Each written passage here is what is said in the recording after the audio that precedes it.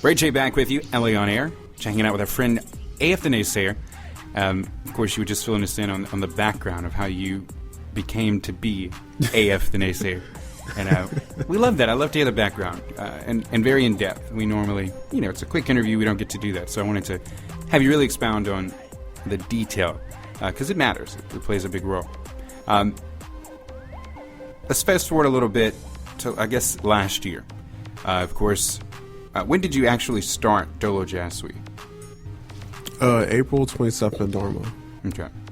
And from that point, how did you decide, okay, we're taking this on the road. We're going to hit every city that we're already a part of, plus some? Well, I mean, it was originally like the plan. It was like, if I can make it work in Lake Charles, it was kind of like it could work everywhere else. Because honestly, like, something like that really can't like last in Lake Charles, because there's no locals that at least I know of that are doing like that would actually open. Mm-hmm. One thing about a culture, like the beat scene culture or whatever you want to call it, you gotta have locals doing it for it to bring in the out of town people. Right. So and we didn't really have that going on. I think right now like Lake Charles is more like psychedelic rock right now. You can you got like the Three Andes and mm-hmm. and like and all those guys, where it's just easier to get acts like that. And there's nothing wrong with that. And it's awesome. But for what I do, is maybe not best, but yeah. But I had fun. There was a venue. Dharma was like, props to Alyssa and Derek. They kind of inspired me to make this happen in Lake Charles, and they just basically hooked up the event, and they let me do what I wanted to do, and gave me free range, and they trust me, and it was awesome. So for our listeners who may not be familiar with Dolo Jazz Suite, kind of explain the format and how that works, and then people who are around the world can actually be a part of that movement. Okay, so Dolo Jazz Suite is a producer showcase where we take, usually we have like 4 to 5 producers that come in and they play their music. So it's not DJ sets, it's guys who bring in like their drum machines and samplers, a laptop, just whatever they can to replicate the music that they make live. And it's a showcase. Usually they play for around 30 minutes to an hour. Usually it's like 45-minute sets. And yeah, so the producer is the star of the show, mm-hmm. instead of the rapper or the singer or whatever. It's the instrumentals. I love that you do that. My friend and I, DJ Tysky, we talk a lot about all of the DJs that you see everywhere now. I mean, from David Guetta to Avicii to mm-hmm. Calvin Harris, you name them. And he was informing me, these guys are producers. And the way that they really got big was deciding, all right, we got to step it up. Like, we already do this. Let's step out, into the light and then work with these artists that we're already, doing music for. And I love it. The producer mindset, the producer is becoming an artist of their own. And before, we appreciated them, but I think now it's taken it to a whole new level. It's like, oh no, these are the, and no offense to the artists, but these are the true, brains behind the operation. I mean, y'all kind of bring it all together. Y'all see the vision. And it's great to see that on stage with Dolo Jazz Suite. So when I finally got to attend, I was blown away. Oh, I had in my mind what it might be like, but to actually be there and then to watch you create in front of us, it's like watching a scientist in the lab, mixing chemicals for the first time and coming up with something amazing. I mean, it's that big of a deal. It really is. I definitely appreciate that. It means a lot, I was just happy to even try to do something like that in Lake Charles, but right now like Baton Rouge is like definitely the top place for it right now. Mm-hmm. So I have to go check it out. Oh yeah, you definitely come out to Baton Rouge. What's your venue there? It moves actually.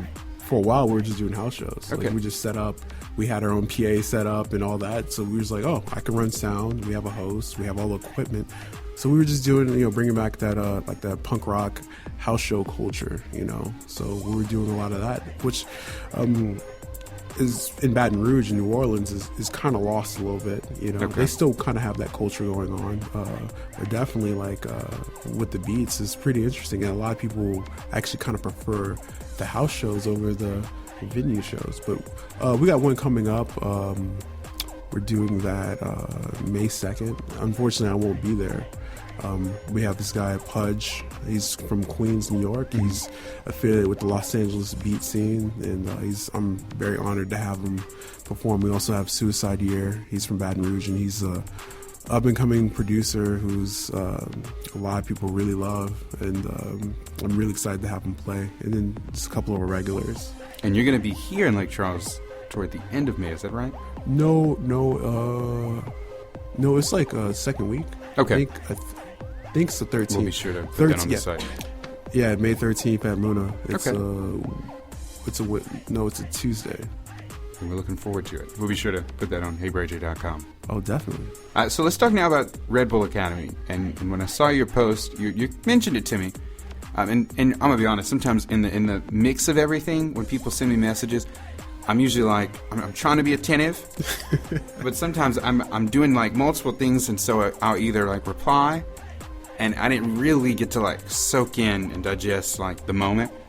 So when I went back and read what you had sent me, I'm like, wow, like wow. So explain for our listeners what this is, because it's a huge honor. Everybody knows Red Bull. Okay, well, Red Bull. It gives you wings.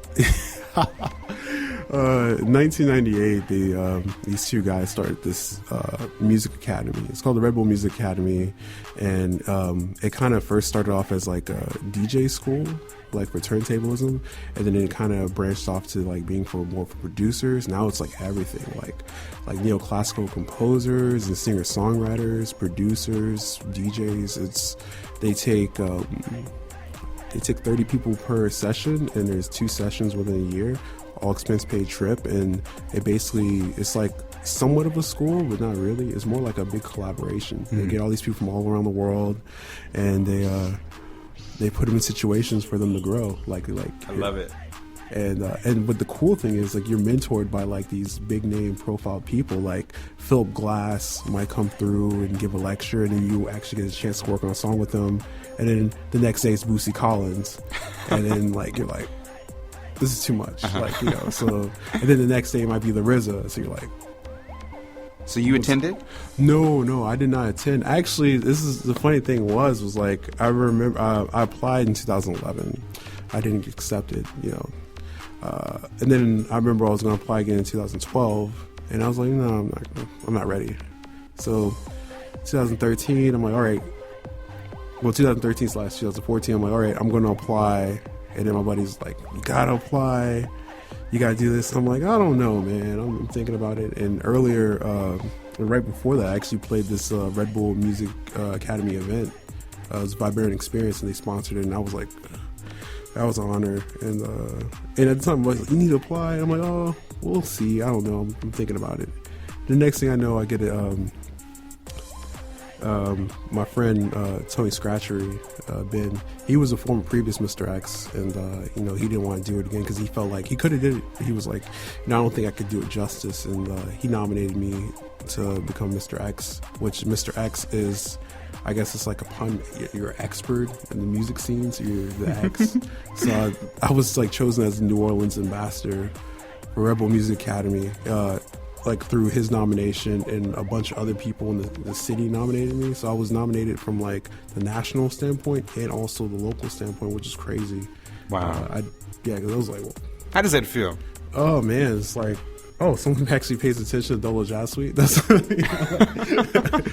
know, that's how I felt. Like, man, I'm glad someone's paying attention to it. You know, like, yeah, it was an honor, because like it was funny because it just came out of nowhere, and I remember thinking like, am I going to apply this year or not? And like, I think I'm going to apply, and now I'm like in a position where I can't even apply because I'm working for them. You know? So that is awesome.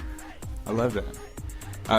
Now let's talk about Imagerio Denouement. Let's go there. Let's talk about it a little bit. Oh man, it's actually this song is like super old to me, man. I made it. And like, it's amazing as an artist to us. It's like, oh yeah, I like this. I'm feeling it. And you're like, oh, I'm glad you like it. Can we move on? No. Like I'm very proud of it and stuff because it's it's an older song. Like I wrote like a bunch of music in 2010, like for like an album, and the time wasn't right for me to release an album, So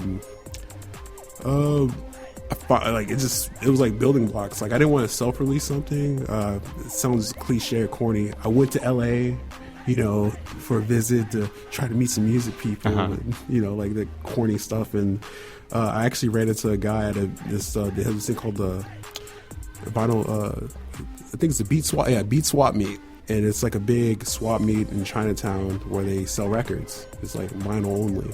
And I ran into a guy at Reserve Records and we became friends. We talked. I showed him some of my music and he was like, oh, this is great. We should release this. I'm like, okay, cool. What do you want to do? And then eventually, later on, I got on Twitter. I was like, I got this song. It's cool. And then I hit up Micah 9, who's like he coined like the term freestyle. He's like an OG, like California rapper. Like, he's when you go to Los Angeles, you talk about like lyrical rappers. Like people always mention him and like the Freestyle Fellowship, and so it's kind of like my bucket list. So I hit him up on Twitter and I was like, hey man, I got this song. I would like you to rap on it, and we exchanged a couple emails, and it came true. So I got him to be featured on it, and I was like, wow, crazy. So I was like, and then I went back to like Reserve Records, like, hey. We got this on vinyl, like let's press this on vinyl, and that's what we did. So it's almost, I think it's been a year since it's been released, and that's kind of like a bucket list, like work with Micah 9, check. Release something on vinyl, check. I love it. So this is my first release. It was on vinyl, and it was with Micah 9. So what's next for you?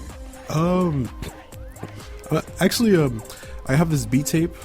I worked with this rapper Luke St. John, and we had like a little bit of success with our demo, and but had a lot of leftover instrumentals, and I was like, this needs to be released. So I made like 2 volumes, and I'm releasing them probably like a year apart from each other. But I plan on my friend runs a cassette tape label. In my scene, like cassette tapes are like a big deal.